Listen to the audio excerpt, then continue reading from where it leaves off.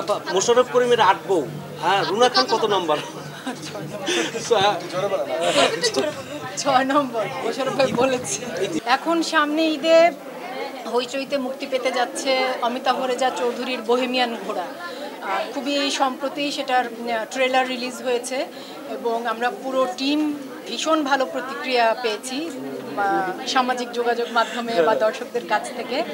Bohemian ঘোড়ায় ভীষণ মানে প্রধান চরিত্রে আছেন মোশাররফ করিম, তার সাথে আরও অনেক অভিনয় শিল্পীরা আছেন, প্রত্যেকেই যার যার ক্ষেত্রে খুবই কি বলবো গুণী প্রতিষ্ঠিত।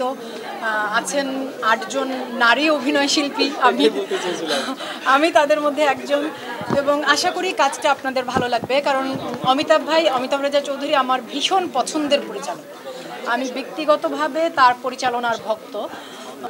অমিতাভ ভাইয়ের পরিচালনায় একটি বিজ্ঞাপন চিত্রে কাজ করেছিলাম, গ্রামীণ ফোনের বিজ্ঞাপন চিত্র, যেটি আমার ক্যারিয়ারের একটা টার্নিং পয়েন্ট, খুবই গুরুত্বপূর্ণ কাজ হয়ে আছে।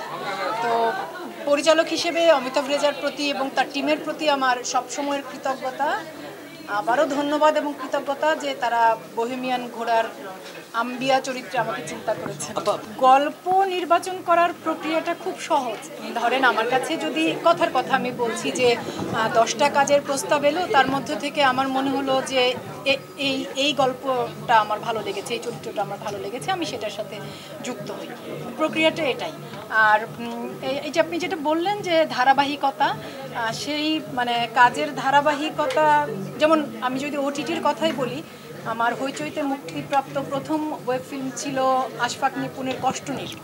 সেটার জন্য আমি ভীষণ ভালো দর্শক রেসপন্স, পুরস্কার, সম্মান, ভালোবাসা খুব পেয়েছি।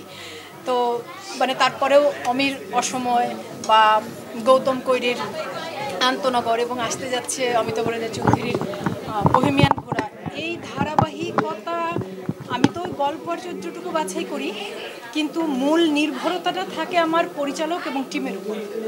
আমি একেবারেই ডিরেক্টরস আর্টিস্ট, তো কাজের মান এবং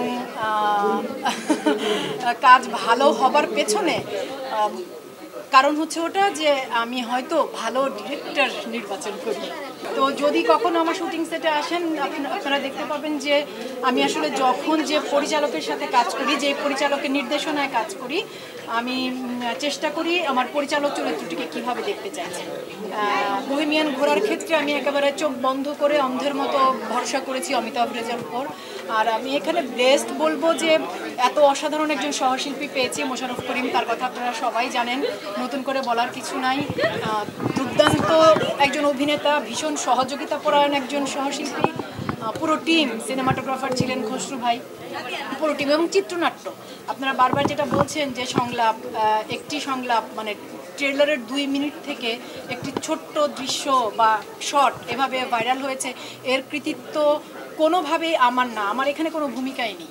এখানে ভূমিকা পরিচালকের এবং ভূমিকা চিত্রনাট্যকারের, যারা স্ক্রিপ্ট করেছে ওদের।